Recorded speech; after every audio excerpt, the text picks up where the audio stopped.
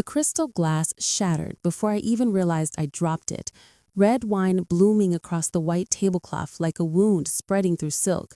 And for a second, no one spoke. My sister Vanessa smirked, leaning back in her chair, her diamond bracelet catching the light as she said, almost too softly to be heard, "Careful, Effie. You wouldn't want to stain what little you have left." My mother laughed then, that polished, brittle sound that always meant she was enjoying my humiliation more than the food. My adoptive father, Martin, didn't look up from his plate. That was the moment I realized this dinner wasn't about reconciliation. It was about spectacle.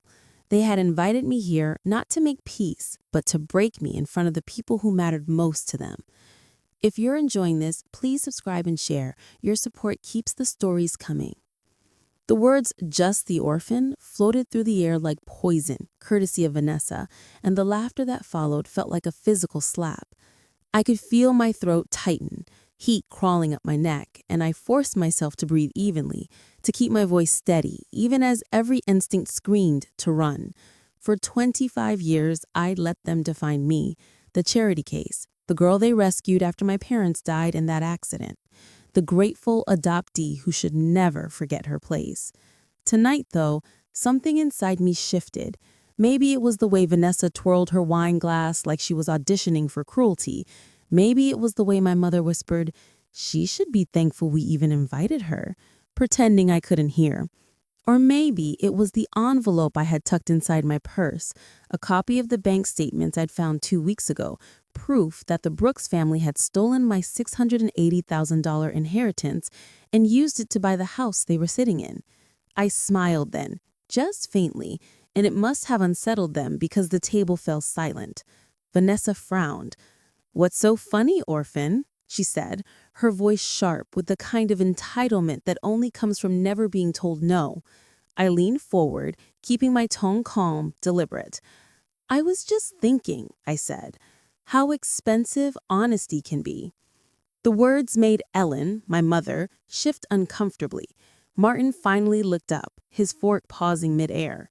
The old Effie, the quiet one, the grateful one, would have folded under that stare. But I wasn't that girl anymore. The 2 weeks leading up to this dinner had changed everything. I'd met Margaret Hayden, the 80-year-old founder of Hayden Biotech, after a chance design pitch at a charity gala. She'd seen something in me that my family never had: potential, intelligence, and quiet strength. She'd invited me for coffee, then lunch, then asked about my background. When I told her about the inheritance, my biological parents' savings that had somehow vanished into trust management, she'd leaned forward, her eyes sharp. "Effie," she said, "I know that name. Martin Brooks handled corporate accounts for Hayden Biotech 15 years ago." The puzzle pieces had clicked then. I spent nights digging through old statements, tracing wire transfers, realizing the theft wasn't just personal, it was systematic. Martin had used Hayden Biotech funds to cover family expenses, funneling money through shell accounts linked to my trust. Every luxury they had flaunted, every gala, every vacation, it was my inheritance paying the bill. I hadn't told anyone yet, not even Margaret. I wanted to see their faces when I revealed it, to make them taste the humiliation they'd served me for years. "You've been quiet all night," Ellen said now, slicing her steak with perfect control. "Guilt doesn't sit well with you, does it?" I blinked. "Guilt?" she said. "For living off us for years. You forget we took you in when no one else would." The guests, family, friends, colleagues, even Vanessa's fiancé shifted uncomfortably, but no one spoke. They never did. The Brooks family had perfected the art of public cruelty disguised as conversation. "I didn't take me in," I said softly. "You took my parents' money." Vanessa's hand froze halfway to her glass. "What did you just say?" The tremor in her voice was small but delicious. "My parents' trust fund," I said, letting the words hang heavy. The one worth $680,000, the one that was supposed to be transferred to me when I turned 18. Ellen's face drained of color. "Effie, that's nonsense. We managed that money responsibly." "You mean you bought your lake house, your cars, your daughter's engagement ring?" I said, cutting her off. Martin slammed his fork down. "Enough!" His voice cracked through the air like a whip. You come into my house, eat my food, and accuse us of theft?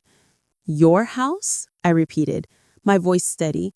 That's interesting, considering I paid for it. A collective gasp rippled through the table. Vanessa's fiancé looked from me to her, confusion and dawning disgust flickering across his face. Ellen's hand flew to her chest. Martin's jaw tightened. The old Effie, the quiet one, the grateful one, would have folded under that stare. But I wasn't that girl anymore. The 2 weeks leading up to this dinner had changed everything. I hadn't told anyone yet, not even Margaret. I wanted to see their faces when I revealed it, to make them taste the humiliation they'd served me for years. You've been quiet all night, Ellen said now, slicing her steak with perfect control. Guilt doesn't sit well with you, does it? I blinked. Guilt, she said, for living off us for years. You forget we took you in when no one else would. The guests, family, friends, colleagues, even Vanessa's fiancé shifted uncomfortably, but no one spoke. They never did. The Brooks family had perfected the art of public cruelty disguised as conversation. I didn't take me in, I said softly. You took my parents' money.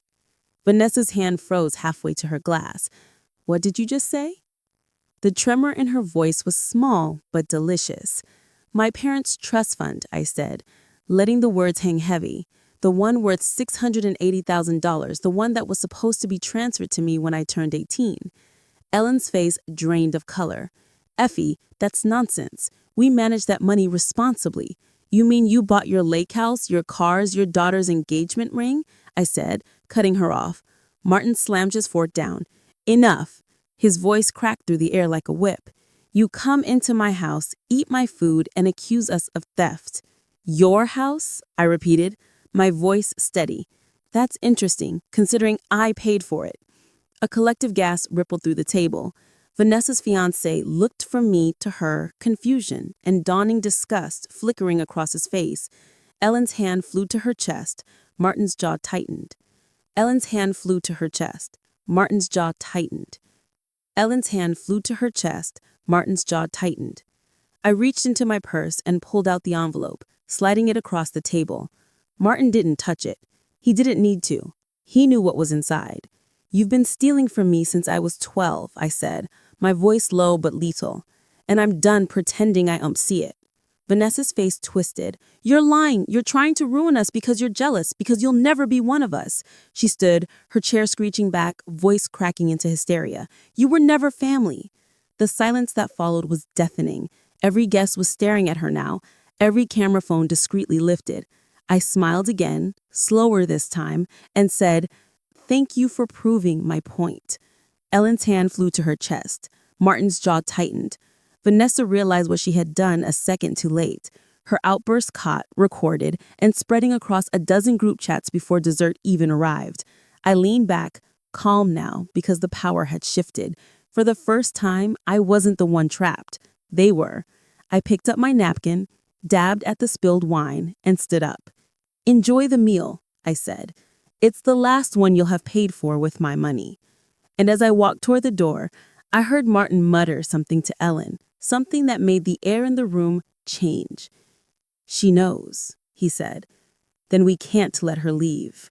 My hand froze on the doorknob, heart pounding, every instinct screaming that I wasn't safe. I didn't turn around at first. The words settled over me like ice, and for a long second, all I could hear was the uneven rhythm of my heartbeat pounding against my ribs. Then the sound of a chair scraping, hurried footsteps, and Vanessa's hiss whisper, Dad, stop! People are watching! My body moved before my mind did. I yanked the door open and stepped into the cold night air, my heels clicking hard against the marble porch as I forced myself not to run.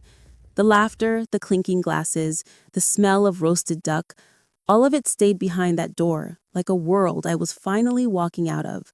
My car was parked at the far end of the driveway, half hidden by the hedge. I pressed the key fob, heard the beep, and reached for the handle, when a hand clamped down on my arm. Martin's voice, low and sharp, cut through the dark. You think you can humiliate us like that and walk away? His grip tightened. You have no idea what you're dealing with, Effie. I turned, meeting his eyes, and for the first time in my life, I wasn't afraid of him. No, I said. "I think you're the one who has no idea who you're dealing with." He froze just long enough for me to twist free, shove him back, and slide into my car. Tires screeched as I reversed down the driveway, his furious silhouette shrinking in the rearview mirror until it disappeared completely. The road blurred under my headlights, wet with drizzle, and my hands trembled on the steering wheel. I pulled over near the lake, chest heaving, tears burning behind my eyes. But they never fell. Instead, I reached for my phone and dialed Margaret. She answered on the second ring, her voice soft and steady as always. "Effie," she said. "I told them. I know. Wasn't just money. They made you believe you were powerless. We're going to take that back." For the first time, I felt the weight of what I was about to do. This wasn't just about revenge. It was about justice, about rewriting the story they'd written for me. Reed projected financial statements on the wall, red lines connecting "Here," he said, zooming in. "This is where your inheritance went, straight into the Brooks family holdings account." He laundered it through Hayden Biotech, coded it as R&D investment. Then he funneled the same funds into offshore accounts in Grand Cayman. My stomach turned. "So the company's been bleeding money for years?" "Yes," Margaret said quietly, "and the board doesn't know. If we expose this the right way, we can not only clear your name, but reclaim everything he stole, from both of us." The plan unfolded over the next few days like a carefully played chess game. Diana Wallace, a corporate lawyer known for her surgical precision in boardroom warfare, joined our team. She examined every transaction, built timelines, collected witness statements, and quietly prepared the documents we'd need. Every morning, I woke before dawn, drafting reports, scanning contracts, and piecing together the story of my own betrayal. Sleep became a rumor. Fear became fuel. The deeper we dug, the worse it got. Martin hadn't just stolen my inheritance, he'd stolen from Hayden Biotech itself. Millions diverted, disguised, erased. And yet the more I uncovered, the more I realized something chilling. Ellen and Vanessa knew. Their luxury vacations, their new cars, the diamond bracelet Vanessa flaunted at dinner, every one of them had been purchased with stolen funds. They weren't innocent beneficiaries, they were accomplices. One evening, as the rain lashed against Margaret's windows, I caught her staring into the fire. "You remind me of myself," she said softly. "When I built this company, they called me ruthless, but they never called me wrong. You'll need that kind of strength now." I wanted to tell her I wasn't sure I had it, but then I thought of Vanessa's words, "just the orphan," and the fire in my chest reignited. I won't let them win. Not again. A faint smile touched her lips. "Good. Then we start tomorrow." What I didn't know was that the Brooks family had already begun their counterattack. By morning, my inbox was flooded with messages, clients backing out, contracts canceled, whispers spreading online that I was unstable and untrustworthy. My design business website had been hacked, my photos replaced with fake news headlines. Vanessa's friends from the PR firm were spreading rumors that I'd forged documents and manipulated an elderly woman for money. The smear campaign was fast, ruthless, and personal. Margaret's lawyer received a notice from Martin's legal team accusing her of cognitive decline, demanding her removal as board chair. "They're trying to make it look like I'm exploiting you," she said, almost amused. Classic projection. But I could feel my world collapsing. My design business, the one thing I'd built on my own, was unraveling overnight. I stared at my phone as notifications pinged one after another, hate comments filling my DMs, hashtags mocking me by name. "They're destroying me," I whispered. Reed walked in, handed me a cup of coffee and said, "Then destroy them back." The next 72 hours were chaos. Margaret's house became our war room. Reed hacked into Martin's private server and unearthed encrypted backups, proof of financial fraud, and doctored board reports. Diana prepped legal motions. I compiled every scrap of evidence into a presentation that could survive courtroom scrutiny. We were ready, or so we thought, but Martin wasn't done. On the morning of the emergency board meeting, he staged a press conference. Standing beside Ellen and Vanessa, he told the world that his mother was mentally unfit, that I was a manipulative outsider exploiting an elderly woman's generosity. His voice trembled just enough to sound sincere. The cameras loved it. Within hours, headlines exploded. Biotech heir exposes fraud ring. Adopted designer accused of elder abuse. I watched the broadcast from Margaret's study, my hands clenched around the remote until my knuckles ached. He's good, I said bitterly. He learned from the best. Margaret didn't look away from the screen. Then we'll be better. That afternoon, the four of us gathered around the table one last time. The air was heavy, electric. Reed adjusted his tie, Diana checked her files, and Margaret clasped my hand. Effie, today you reclaim your story. I nodded, though my stomach twisted with dread. We were walking into a battlefield, and I wasn't sure we'd make it out untouched. As we drove to the Hayden Biotech headquarters, the city seemed to hold its breath. Reporters lined the sidewalk, flashes bursting as we stepped out of the car.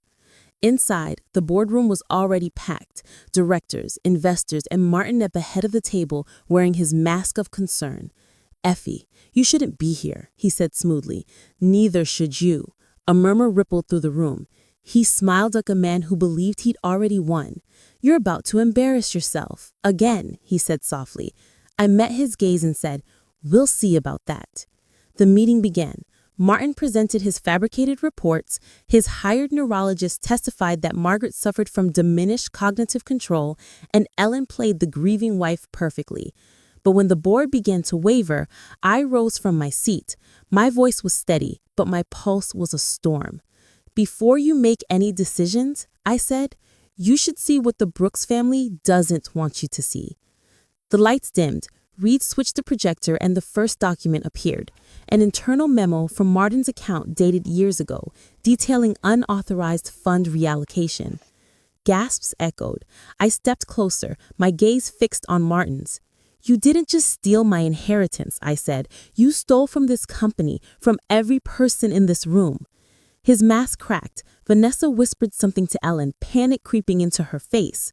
Diana stood beside me, reading the legal summary aloud. Every word was another nail in their coffin. You forged signatures, she said, and falsified audits. Martin slammed his hands on the table. This is manipulation. She's using my mother's illness against me. I turned towards him slowly. Your mother's illness? I said, letting the words twist with quiet disbelief. Funny, because she passed her last evaluation with perfect scores. I nodded to Reed, who played the video, Margaret, answering every question flawlessly, timestamped 2 days ago. The room erupted in whispers. Martin looked around, desperate for support, but found none. Ellen's hands shook. Vanessa looked like she might faint. And then, from the back of the conference room doors, a familiar voice cut through the noise. I believe you left something unfinished, Martin. We all turned. Standing there, holding a thick envelope and a folder of backup drives, was Alan Thompson, the retired company accountant Martin had fired years ago. I think it's time the truth came out, he said, and as he stepped into the room, I realized everything was about to explode. They have everything. In that moment, something in him broke. He lunged toward the table, snatching the drive, but Reed was faster. He grabbed Martin's wrist, twisting it back until Martin howled in pain. Sit down, Reed said quietly, releasing him just enough to let him stumble back into his chair. The board members were on their phones now, murmuring to lawyers, snapping photos of evidence. I could feel the shift, the authority Martin had wielded for years evaporating in real time. You'll regret this, he spat at me, his voice shaking. You're destroying your own family. I met his eyes. No, I said softly. You destroyed it the moment you stole from me. Then the final nail hit. The video recording of Vanessa's outburst from that dinner, her shrill voice echoing through the speakers. You were never family. Followed by her laughter and Ellen's smug silence. Every mask they'd worn shattered in that instant. The board chair, a man named Whitaker, leaned forward, his expression grim. Effective immediately, he said. We're halting the vote and launching a full internal investigation. Martin Brooks, you are suspended pending further review. Gasps rippled around the room as security entered, moving with quiet efficiency. Martin's protests turned to begging, then fury, then nothing but silence as he was escorted out. Vanessa tried to follow, but Reed blocked her path. Ellen remained seated, staring down at the table, muttering something about everything we built. I turned toward Margaret then, who was watching it all unfold with an unreadable expression. It's over, I whispered. She shook her head gently. No, my dear, it's just beginning. The next weeks blurred together. Interviews, hearings, depositions. Every secret Martin thought he'd buried rose to the surface. Financial forensics proved millions in theft.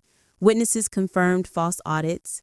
The district attorney pressed charges for fraud, embezzlement, and corporate malfeasance. News outlets swarmed the story. Biotech dynasty collapses. Adopted daughter exposes family fortune theft. My name trended for days, not as the orphan they mocked, but as the woman who'd brought down a corrupt empire. At the formal hearing, I sat beside Margaret and Diana, heart pounding as Martin took the stand. His arrogance was gone, replaced by desperation. He blamed Ellen, then Vanessa, then claimed cognitive decline. But the evidence was unrelenting. When the judge ordered full restitution of my inheritance plus interest and referred the case to prosecutors, Martin's last facade completely cracked. Ellen wept silently, Vanessa refused to testify, and Ryan never appeared at all. By the end of the month, the Brooks family was finished. Martin sentenced to prison for financial fraud, Ellen forced to sell their homes to pay legal fees, Vanessa publicly shamed as the footage of her cruelty resurfaced online. I thought victory would feel like fire, but it felt like release, like air after years of drowning. A few weeks later, I visited Margaret at her estate. She was frailer now, her health fading, but her spirit didn't dim. You did what I couldn't, she said softly, resting her hand over mine. You restored integrity to this company and to yourself. I wanted to tell her I only survived because she believed in me, but the words caught in my throat. What happens now? I asked. She smiled faintly. Now you lead. When she passed peacefully months later, her will named me as her successor and sole heir. Biotech Hayden's board confirmed the appointment unanimously. The same reporters who once called me the manipulative orphan now called me the visionary leader. Under my direction, the company thrived. I replaced the toxic culture Martin had built with collaboration and transparency. Profits soared, not because of greed, but because people believed again. Still, the nights were long. Sometimes I'd sit by Margaret's old desk, the city lights painting the windows gold, wondering if forgiveness was ever possible. One evening, a letter arrived from Ellen. It was thin, written in her careful handwriting. She didn't apologize, not really. She wrote about losing everything, about Vanessa leaving the country, about Martin's silence in prison. She ended, "You've won. I hope it was worth it." I folded the letter, set it in the drawer, and whispered, "It was never about winning." Months passed before I could face the lake again, the same one outside the house my inheritance had bought them. Now, it belonged to me, but it felt like a monument to pain. The Hayden Foundation for Abused and Neglected Children was under construction on its shores, built from the assets recovered from the Brooks family. Children would play here one day, laugh where cruelty once lived. I stood on the deck at dawn, holding a check written in my own name, $680,000, the exact amount they had stolen. It wasn't about the money anymore. It was about closure. I tore it in half, then again, the pieces fluttering from my hands like snow, scattering over the water until they vanished. The cold wind carried away the last fragments of my past. Behind me, the building gleamed, glass and light and promise. Reed joined me, his expression soft. "You finally let it go." I nodded. I had to. He smiled faintly. Margaret would be proud. I looked out over the horizon where the first rays of sunlight touched the water. I said something. She taught me something. Family isn't blood. It's loyalty, integrity, love. And for the first time, I truly believed it. As I turned back toward the foundation, the laughter of the construction workers echoed across the water. New beginnings rising from old wounds. I paused at the entrance, taking a last look at the lake, at the ashes of everything I'd lost and rebuilt, and whispered, "Goodbye." My reflection stared back at me, no longer the orphan, no longer the victim, but the woman who turned betrayal into legacy. The story that began with a broken glass and spilled wine ended with light spilling over the water and peace finally finding its way home.